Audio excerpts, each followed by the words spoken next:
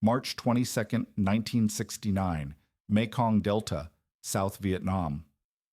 The humidity hung at 90% as 6 Navy SEALs glided through black water at 2 miles per hour, their paddles cutting silently through nipa palms that formed walls on both sides of the narrow channel. Above them, triple canopy blocked out even starlight.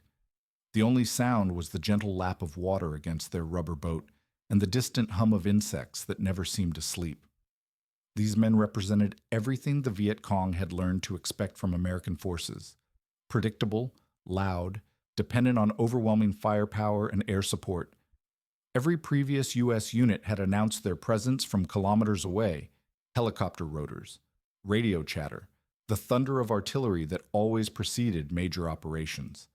But as the SEAL team disappeared into vegetation so thick that thermal imaging couldn't penetrate the layered canopy, something was different about these Americans. Their faces were painted green and black, making them invisible even at arm's length. They moved like the Delta itself, patient, silent, deadly. Later, a recovered Viet Cong notebook would reveal what the enemy called them: Nung Nungwoi Ko Kwon Mat Chan, the men with green faces. The Americans had finally learned to fight like ghosts, and the night would never belong to the Viet Cong again. Lieutenant Junior Grade Thomas Norris arrived at the Naval Support Activity Base in Na Bay on January 15, 1971, carrying orders that would place him at the center of the most effective small unit operations conducted by American forces during the entire Vietnam War.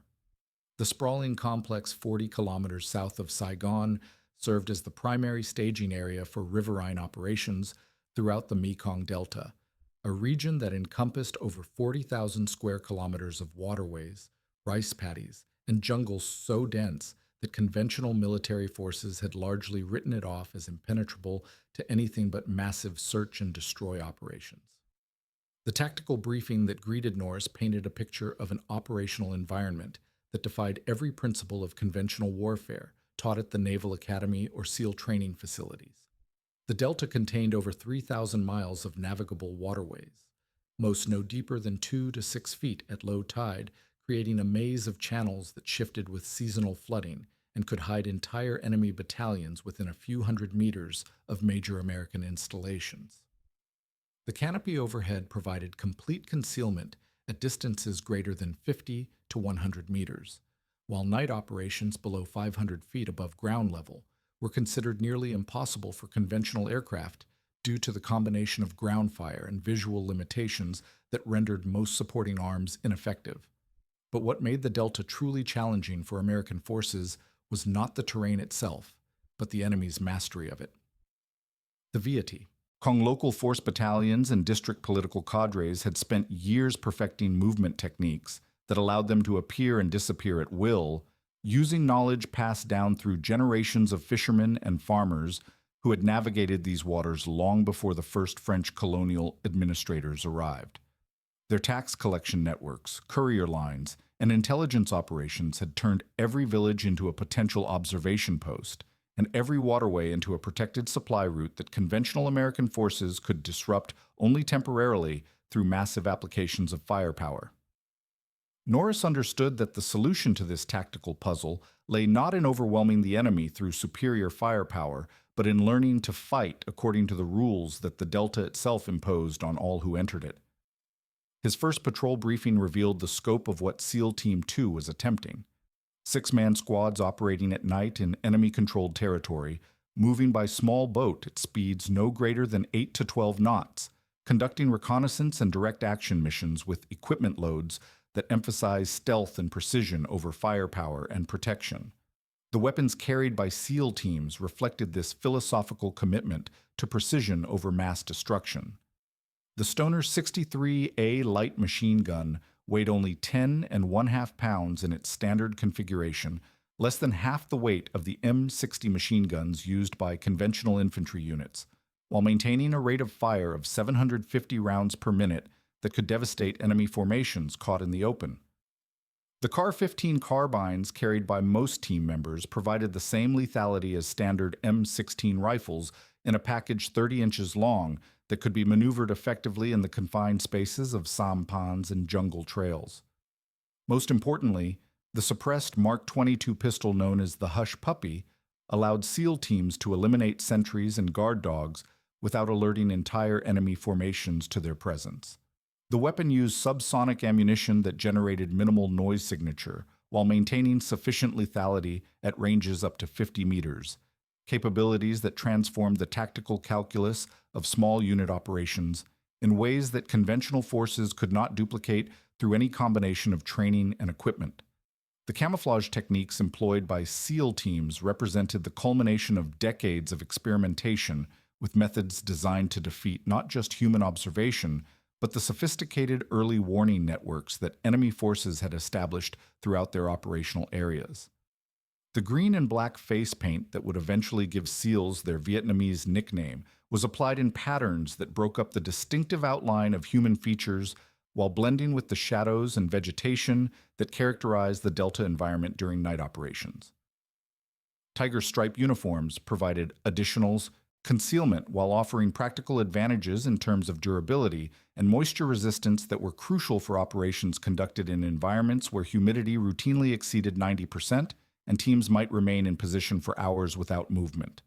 The combination of specialized clothing, equipment, and camouflage techniques allowed SEAL teams to approach within arm's length of enemy positions without being detected, capabilities that conventional reconnaissance units could not match despite superior numbers and supporting fires. Norris's first mission briefing focused on a target that exemplified both the opportunities and challenges of Delta operations.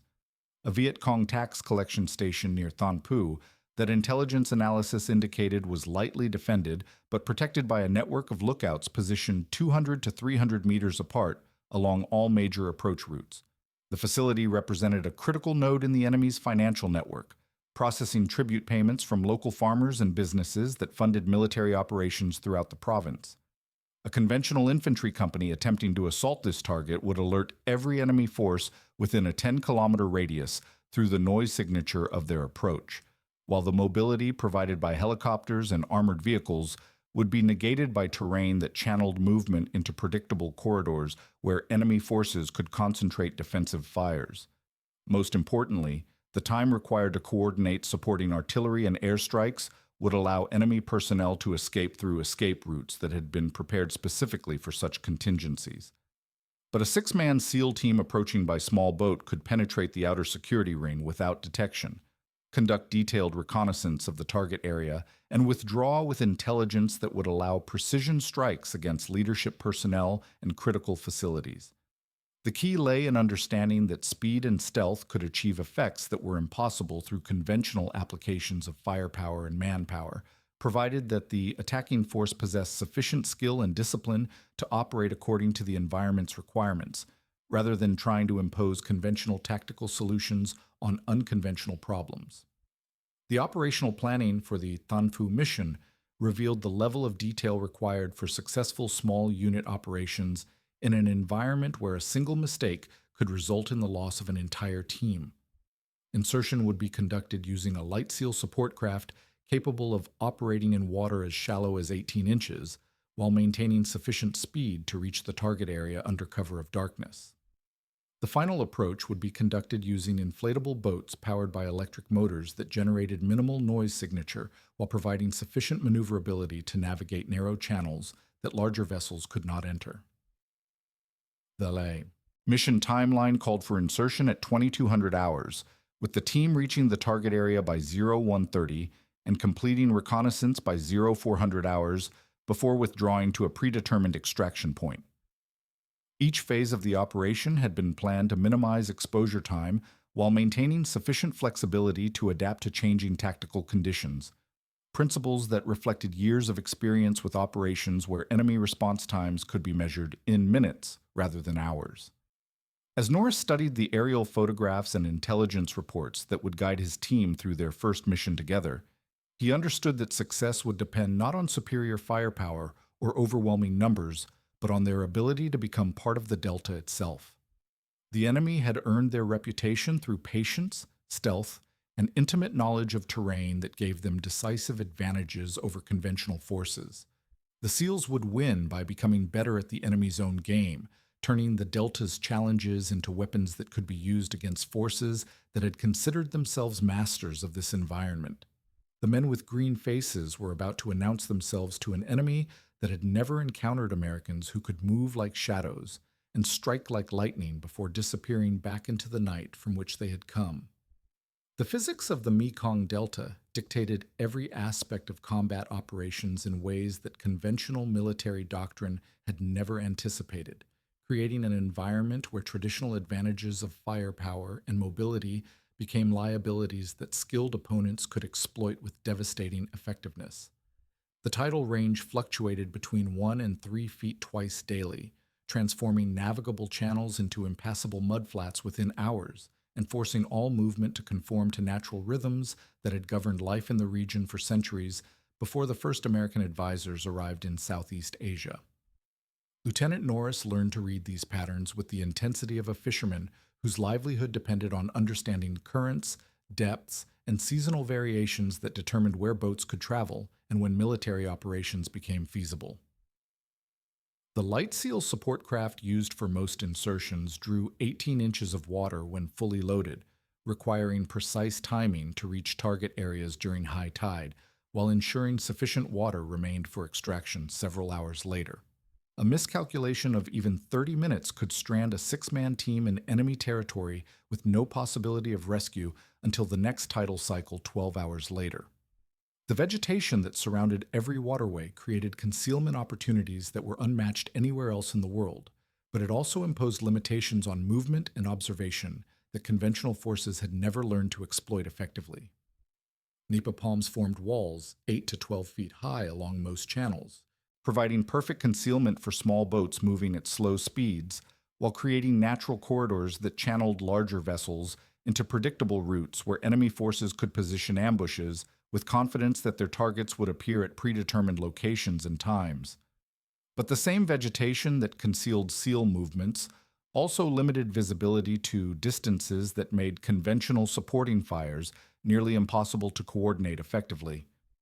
Artillery observers operating from boats or helicopters could rarely see targets at ranges greater than 50 to 100 meters, while the soft ground characteristic of the Delta absorbed much of the explosive force from high explosive rounds that would have been devastating against targets in open terrain. The environment itself seemed designed to negate the technological advantages that American forces had relied upon throughout previous conflicts. The enemy forces operating in this environment had spent years perfecting techniques that turned every apparent disadvantage into a tactical opportunity. The 514th Local Force Battalion and affiliated district political cadres moved through the waterways using sampans that drew less than 6 inches of water while carrying loads that would have required much larger vessels for conventional forces. Their knowledge of secondary channels, seasonal variations, and tidal patterns allowed them to appear and disappear with timing that seemed supernatural to American observers who lacked comparable understanding of the environment. Most importantly, the Viet Cong had established 3-tier security networks that provided early warning of approaching enemy forces while maintaining sufficient flexibility to adapt to changing tactical conditions. Lookouts positioned along major waterways could detect conventional boat traffic at distances exceeding 1 kilometer, while secondary observers monitored smaller channels and foot trails that might be used by reconnaissance teams attempting to avoid primary security positions. The 3rd tier consisted of civilian informants whose activities appeared completely normal to casual observation, but who could provide detailed intelligence about American movements, equipment, and operational patterns. Norris understood that defeating this security network required more than superior equipment or training. It demanded a fundamental reimagining of how American forces could operate in an environment that seemed to favor defenders over attackers regardless of technological advantages. The solution lay in adopting enemy techniques while maintaining the discipline and coordination that distinguished professional military forces from irregular fighters who relied primarily on local knowledge and popular support. The insertion technique developed for the Thanpu mission represented years of experimentation with methods designed to penetrate enemy security networks without triggering the alert systems that had frustrated previous American operations in the Delta. The LSSC would approach to within 500 meters of the target area using conventional navigation techniques, maintaining sufficient speed to appear consistent with routine patrol activities that enemy observers had learned to expect from American riverine forces.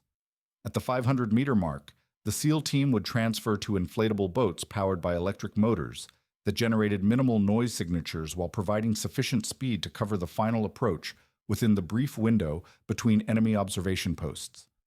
The electric motors drew power from batteries that limited operational range to less than 2 hours, but they allowed the team to move through areas where conventional outboard motors would have alerted every enemy force within a 3-kilometer radius. The critical phase of the operation began when the team entered the final 200 meters to the target area, where movement rates dropped to less than 1 meter per minute as each paddle stroke was carefully timed to avoid creating ripples that might be detected by lookouts equipped with night vision equipment. The ANPVS-2 Starlight scopes carried by SEAL teams provided 400 to 600 meter visibility under optimal conditions, but their effectiveness was limited by vegetation and atmospheric conditions that could reduce practical range to less than 50 meters. The camouflage techniques employed during this phase required each team member to become invisible not just to human observation, but to the sophisticated early warning systems that enemy forces had developed through years of experience with American operational patterns. Face paint was applied in patterns that eliminated the reflective qualities of human skin while breaking up facial features that might be recognizable even in limited light conditions. Clothing was treated with materials that reduced infrared signatures while maintaining the durability required for operations in environments where equipment failure could result in mission compromise or personnel casualties. The weapon selection for the mission reflected the tactical requirements imposed by an environment where precision mattered more than firepower, and where the noise signature of a single shot could alert enemy forces throughout a multi-kilometer area.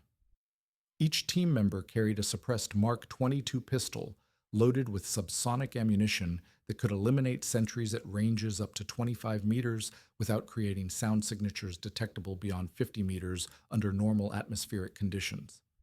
The primary weapons consisted of CAR-15 carbines equipped with sound suppressors that reduced muzzle blast to levels that could be mistaken for natural sounds at distances greater than 100 meters. The shortened barrel length sacrificed some velocity and accuracy compared to standard M16 rifles, but it provided maneuverability advantages that were crucial for operations conducted in confined spaces where conventional weapons would have been unwieldy or impossible to employ effectively. The Stoner 63A, carried by the team's automatic weapons specialist, provided suppressive fire capabilities that could engage multiple targets simultaneously while maintaining the mobility required for rapid extraction under combat conditions. The weapon's modular design allowed it to be configured as either a light machine gun or an assault rifle, depending on tactical requirements, while its reduced weight compared to conventional machine guns made it practical for operations where every pound of equipment had to be justified by its contribution to mission success. The final approach to the target area revealed why conventional American forces had found the Delta environment so challenging despite overwhelming advantages in firepower and technology. Visibility dropped to arm's length as vegetation closed around the team's inflatable boat, while sounds that would have been insignificant in open terrain seemed amplified by the confined space and humid air that carried noise much farther than normal atmospheric conditions would suggest. Navigation became a matter of reading subtle variations in current, vegetation patterns, and ambient light that indicated the location of channels, obstacles, and potential ambush sites. Each team member had been trained to recognize these environmental cues, but the margin for error was minimal in an environment where a wrong turn could lead into enemy positions or impassable terrain that would compromise the entire operation. As the target area came into view through breaks in the vegetation, Norris could see why the Viet Cong had chosen this location for their tax collection operations. The site provided excellent concealment from aerial observation while maintaining access to water routes that connected the facility to the broader network of enemy positions throughout the province. Most importantly, the defensive positions had been carefully integrated with the natural terrain in ways that would make conventional assault extremely costly while providing multiple escape routes that could be used if the position came under attack. The intelligence gathered during the final reconnaissance phase would prove that small teams moving with patience and precision could achieve results impossible for larger conventional forces, but it would also demonstrate why the enemy had learned to fear the men with green faces more than any other American unit operating in the Mekong Delta. The tactical intelligence gathered from captured documents and prisoner interrogations throughout 1968 and 1970 painted a picture of enemy forces that had developed specific countermeasures for every type of American military operation except one. Conventional infantry sweeps were detected hours before they reached target areas through early warning networks that monitored helicopter flight patterns and radio communications. Artillery bombardments were anticipated through analysis of forward observer movements and fire direction center activities that enemy intelligence had learned to interpret with remarkable accuracy. Even special operations conducted by conventional reconnaissance units followed patterns that experienced Viet Cong commanders could predict based on insertion techniques, equipment signatures, and operational timelines that varied little between different American units. But the documents also revealed growing concern about what enemy forces had begun calling the men with green faces, American soldiers who appeared to operate according to principles that Vietnamese tactical doctrine could not explain or counter. The fear expressed in these captured materials was not the routine concern that professional soldiers felt when facing competent opponents, but genuine terror rooted in encounters with adversaries who seemed to possess capabilities that defied rational explanation. Lieutenant Norris studied these intelligence reports with the fascination of a chess player, analyzing games by grandmasters, recognizing that the enemy's fear was based on specific tactical innovations rather than supernatural abilities. The night ambush techniques that had made SEAL teams so effective were built on scientific principles of sound discipline, light discipline, and movement control that could be learned and replicated by any unit willing to invest the time and training required to master them. The key to SEAL ambush effectiveness lay in positioning techniques that place six-man teams within 5 to 15 meters of enemy movement routes, while maintaining concealment so complete that enemy forces could pass within arm's reach without detecting their presence. This proximity allowed engagement with suppressed weapons at ranges where accuracy was guaranteed while minimizing the sound signatures that might alert surviving enemy personnel to the attacker's positions or escape routes. The patience required for such operations exceeded anything demanded of conventional military forces, with teams remaining motionless for up to 4 hours while monitoring target areas through AN/PVS-2 starlight scopes that provided clear visibility at ranges up to 400 meters under optimal atmospheric conditions. The physical and mental discipline required to maintain alertness and readiness during extended periods of inactivity while suppressing natural reflexes that might betray position represented training that few military units had ever attempted to achieve. The engagement techniques employed during these ambushes reflected years of experimentation with methods designed to maximize casualty effects while maintaining the element of surprise that was crucial to successful extraction. Initial contact was typically made using claymore mines positioned to cover the maximum width of the target area, with the resulting explosions creating both physical casualties and psychological shock that prevented organized enemy response during the critical seconds when SEAL teams engaged individual targets with precision fire. The weapon systems employed during these engagements had been selected specifically for their effectiveness at close range under low-light conditions. The Stoner 63A provided suppressive fire that could engage multiple targets simultaneously while maintaining accuracy levels that conventional machine guns could not match in confined spaces. Its reduced weight and modular design allowed rapid repositioning between firing positions, capabilities that were essential for operations where enemy return fire could be expected within seconds of initial contact. The snatch and grab operations that had become SEAL Team 2's specialty represented the evolution of capture techniques that combined speed, precision, and psychological warfare to achieve results that were impossible for conventional forces regardless of their numerical or technological advantages. The fastest recorded operation lasted 90 seconds from initial breach to extraction, with the target individual secured and removed from a defended compound without alerting other occupants or triggering area-wide security responses.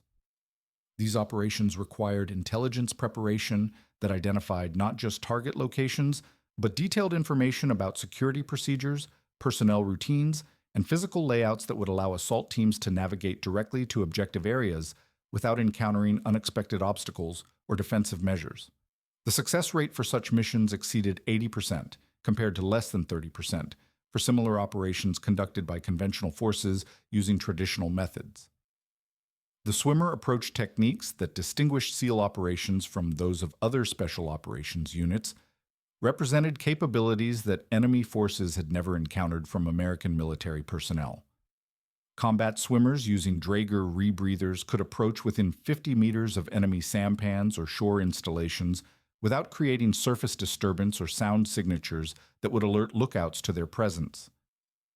The closed-circuit breathing apparatus eliminated the bubble streams that would have revealed conventional scuba equipment while providing sufficient operational endurance for approaches lasting up to 3 hours.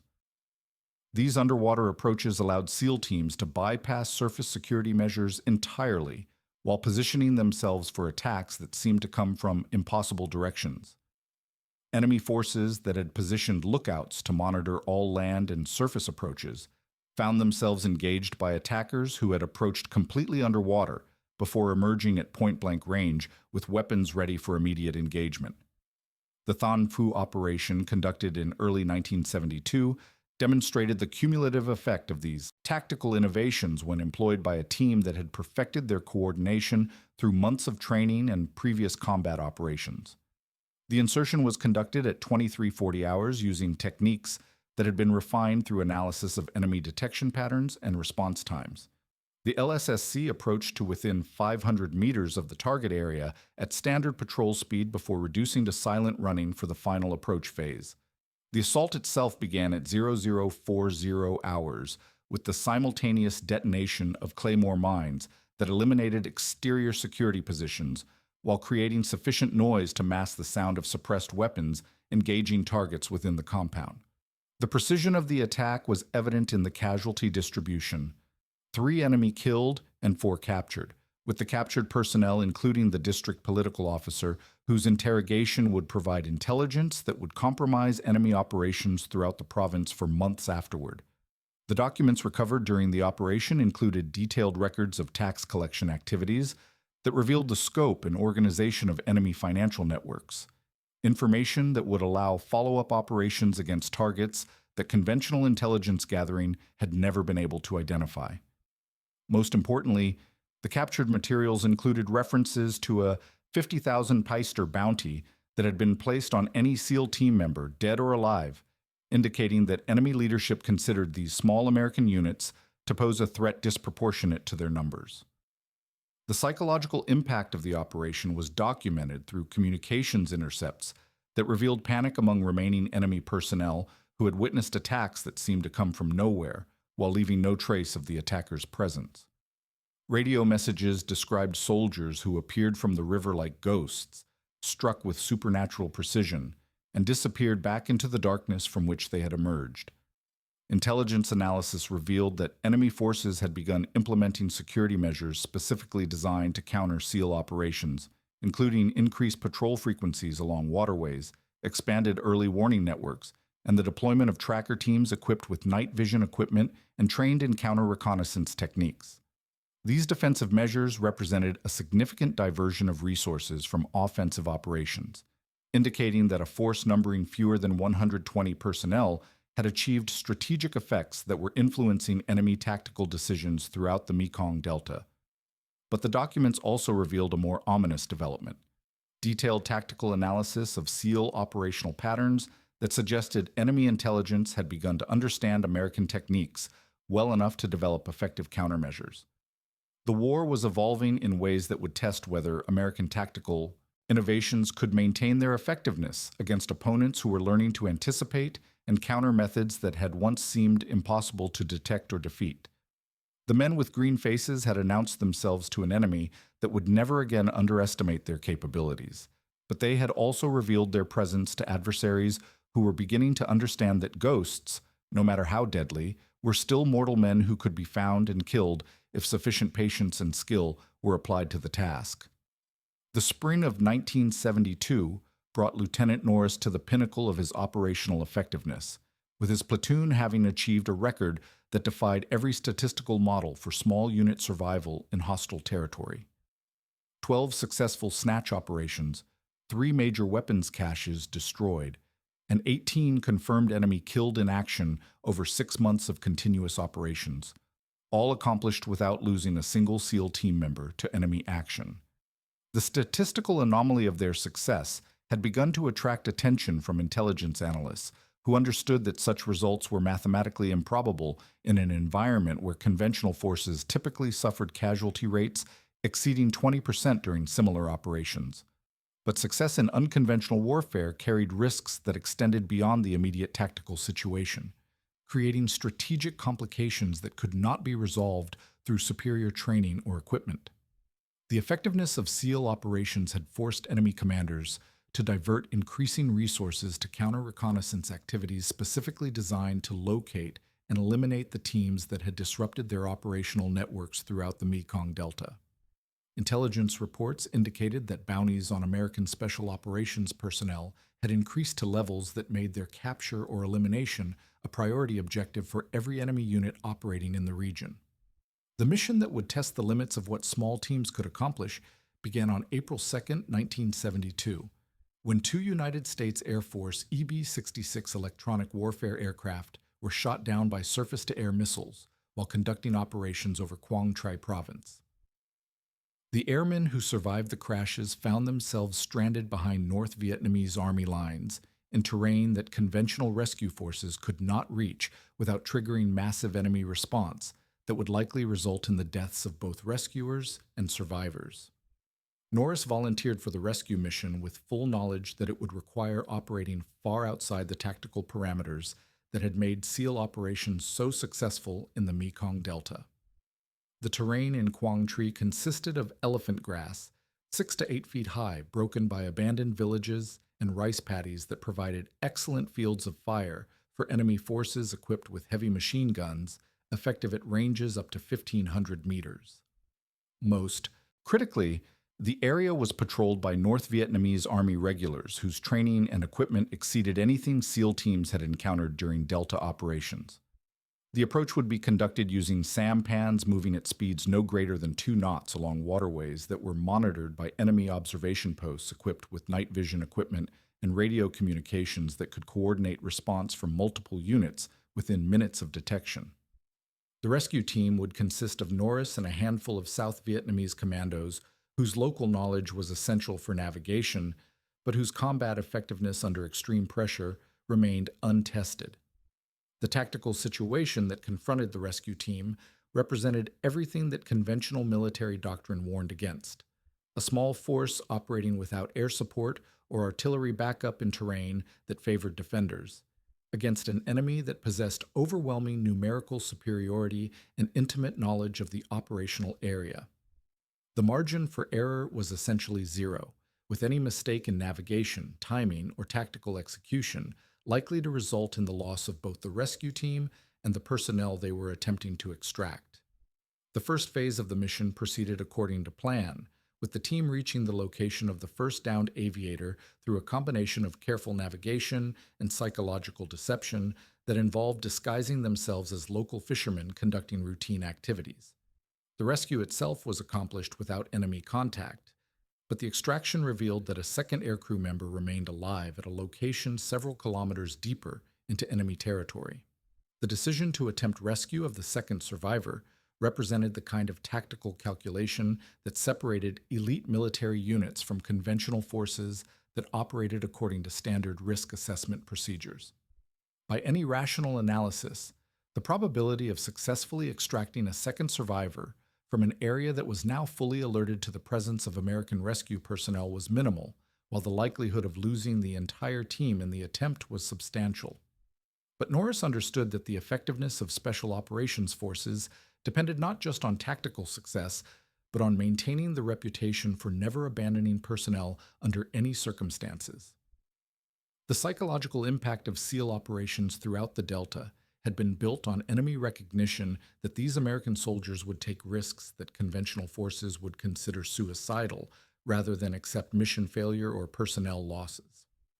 The approach to the second crash site required movement through terrain that eliminated most of the advantages that had made SEAL operations so successful during Delta missions.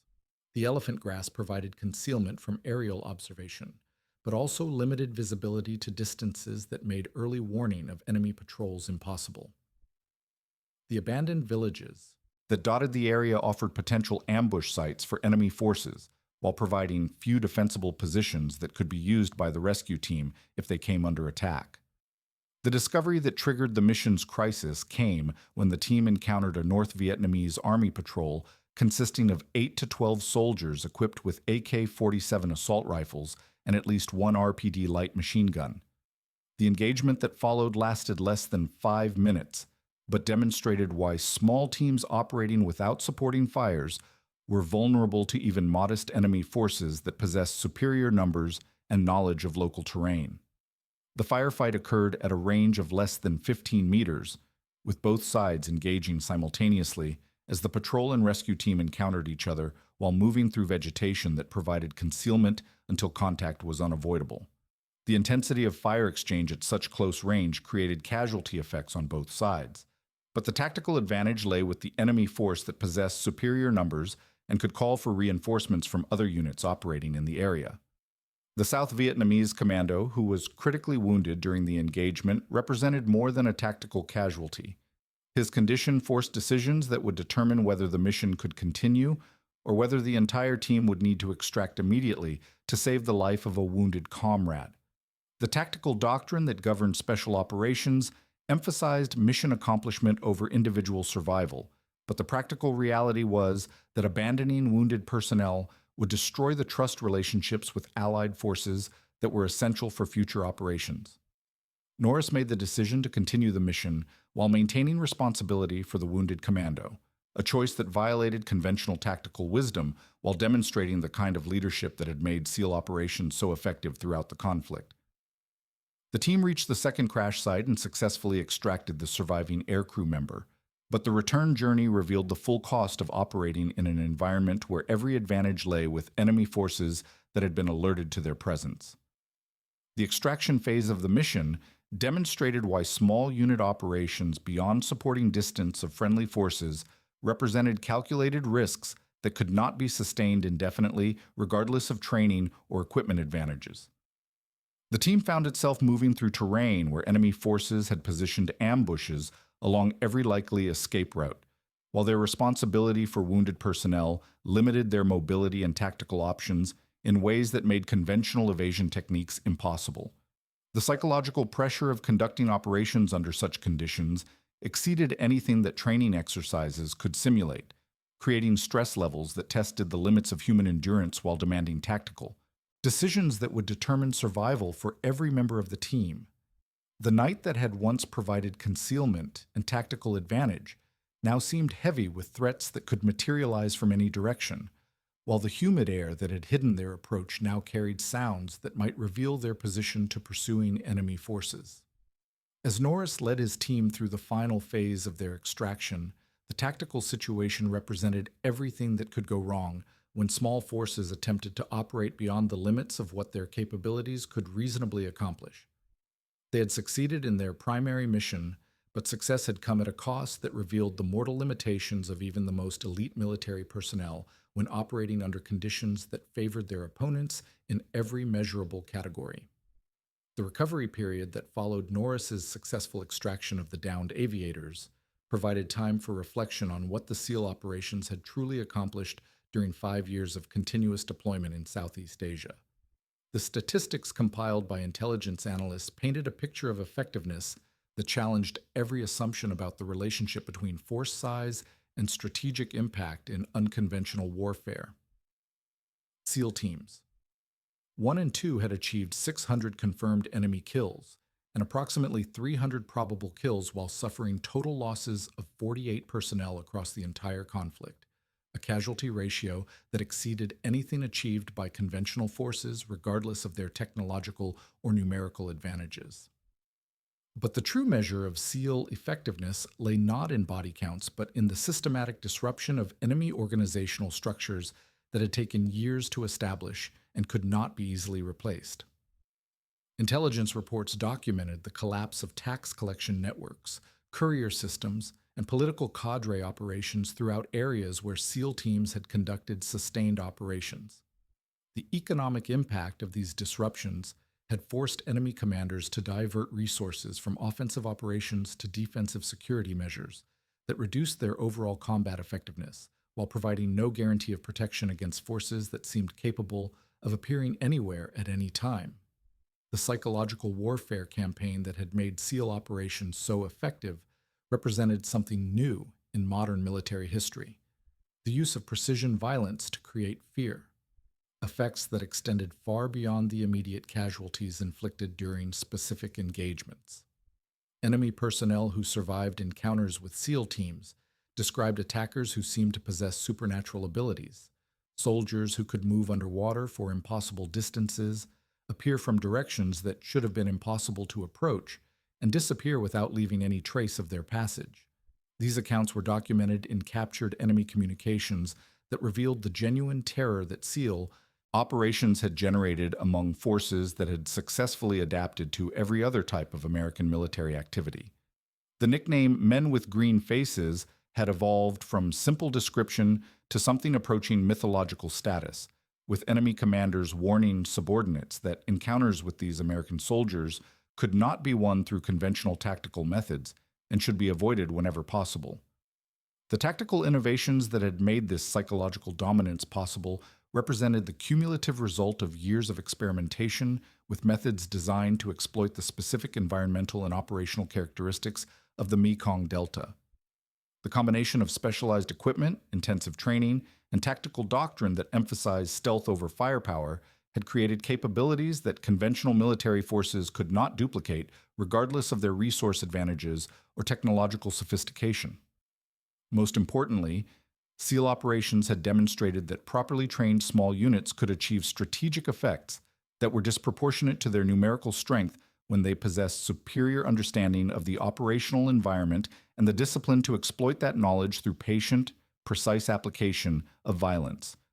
The key lay not in overwhelming enemy forces through superior firepower, but in disrupting their operational networks through attacks that were so unpredictable and effective that survival became more important than mission accomplishment. The 3 Medals of Honor earned by SEAL personnel during the conflict represented more than individual acts of heroism. They documented the extreme risks that small unit operations required when conducted against competent enemies operating in familiar terrain. Lieutenant Junior Grade Bob Kerrey's actions in 1969, Norris's rescue mission in 1972, and Petty Officer Mike Thornton's heroism during the same period illustrated the narrow margin between success and catastrophe that characterized operations where tactical advantages were measured in seconds, and survival often depended on decisions made under conditions that eliminated any possibility of rational analysis. The maximum deployment of approximately 120 SEALs at any given time represented a force smaller than most conventional infantry companies, yet their impact on enemy operations exceeded anything achieved by entire divisions of conventional forces, despite overwhelming advantages in personnel, equipment, and supporting fires. This disparity could be explained only by recognizing that effectiveness in unconventional warfare depended more on the ability to operate according to environmental constraints than on the application of superior technology or overwhelming force. Norris's final assessment of SEAL operations reflected an understanding that had been earned through years of combat experience in an environment that punished careless or conventional thinking with immediate and lethal consequences. The teams had been feared not because they possessed supernatural abilities, but because they had learned to follow the rules imposed by the Delta itself, adapting their tactics and equipment to exploit natural advantages while avoiding the predictable patterns that allowed enemy forces to anticipate and counter American operations. The captured Viet Cong notebook that had first documented enemy recognition of the men with green faces provided a fitting conclusion to the story of how a tiny force had achieved strategic effects through the precise application of specialized capabilities. The original phrase, "Nung nungoi ko kwon mat zan," carried connotations that extended beyond simple physical description, suggesting opponents who existed partially in the spiritual realm where normal physical laws did not apply. But the reality documented through 5 years of operational records revealed a more prosaic truth. The men with green faces were highly trained professional soldiers who had learned to exploit environmental advantages through discipline, patience, and technical innovation. Their effectiveness stemmed not from supernatural abilities, but from their willingness to accept risks that conventional forces would have considered unacceptable while maintaining the coordination and tactical sophistication that distinguished military professionals from irregular fighters. The legacy of SEAL operations in Vietnam extended far beyond the immediate tactical victories achieved during specific missions or the psychological impact generated through sustained pressure on enemy organizational networks. They had proven that modern warfare could be fundamentally altered by small numbers of soldiers who possessed superior training, specialized equipment, and the tactical flexibility required to adapt their methods to specific environmental constraints. The fear that enemy forces expressed when discussing SEAL operations was rooted in recognition that they had encountered opponents who could not be defeated through conventional countermeasures or overwhelmed through superior numbers. The phantoms who moved through Delta waterways at night represented a new model of warfare that emphasized precision over mass, stealth over firepower, and psychological pressure over physical destruction. Most significantly, SEAL operations had demonstrated that the arithmetic of warfare could be changed when small forces possessed capabilities that allowed them to operate according to rules that their opponents did not understand and could not counter. A company-sized force had achieved strategic effects, typically associated with much larger conventional units, by exploiting environmental advantages that eliminated many of the technological and numerical superiority that had characterized American military operations throughout the conflict. The men with green faces had entered the dark waters of the Mekong. Delta, as an experimental force whose capabilities were largely untested in sustained combat operations. They emerged as the standard against which all future special operations would be measured, having proven that properly executed small unit tactics could achieve decisive results when applied by soldiers who understood that mastery of the environment was more important than mastery of the enemy. Their legacy would influence military thinking for generations to come, establishing principles of unconventional warfare that recognize the primacy of adaptation over overwhelming force in achieving strategic objectives.